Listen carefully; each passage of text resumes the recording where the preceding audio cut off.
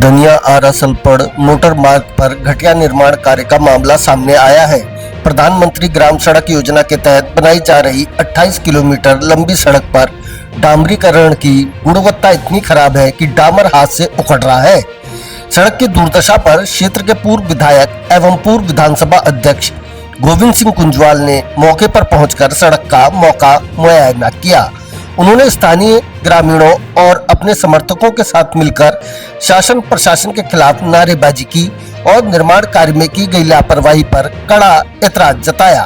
पूर्व विधानसभा अध्यक्ष गोविंद सिंह कुंजवाल ने कहा कि सड़क की चौड़ाई और मोटाई के अनुसार डामरीकरण नहीं हुआ है। उन्होंने बताया कि जहां मिट्टी के ऊपर ही सीधे डामर बिछाया गया है, वहां डामर हाथ से ही निकला जा रहा है, जो सीधा सीधा लापरवाही और भ्रष्टाचार की ओर इशारा करता है। उन्होंने यह भी कहा कि इस तरह की कार्यप्रणाली से सरकार की छवि को नुकसान पहुंच रहा है और राजनीतिक व्यक्तित्वों पर भी सवाल उठ रहे हैं।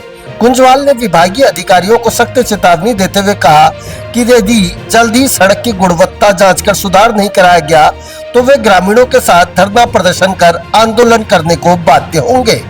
मुझे बड़ा ताज्जुब है कि न विभाग उसमें कोई कार्रवाई कर रहा है और न काम करने वाले लोगों को कोई शर्म है।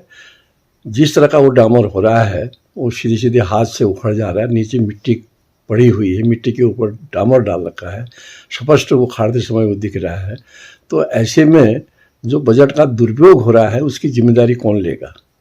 मैं प्रधानमंत्री सड़क योजना के सभी अधिकारियों से यह अनुरोध करना चाहता हूँ, इस तरह से इस उत्तराखंड को बर्बादी के कगार से बचाइए और जो निर्माण होता है उसको गुणवत्ता के आधार पर सही हो।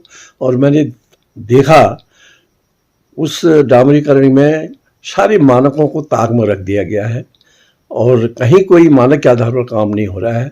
न उनकी ठीक से चौड़ाई है, न डामर की मोटाई ठीक हुई है और जो काला कर रखा है वो भी मिट्टी के ऊपर कर रखा है, जो भविष्य में मतलब उखड़ जाएगा।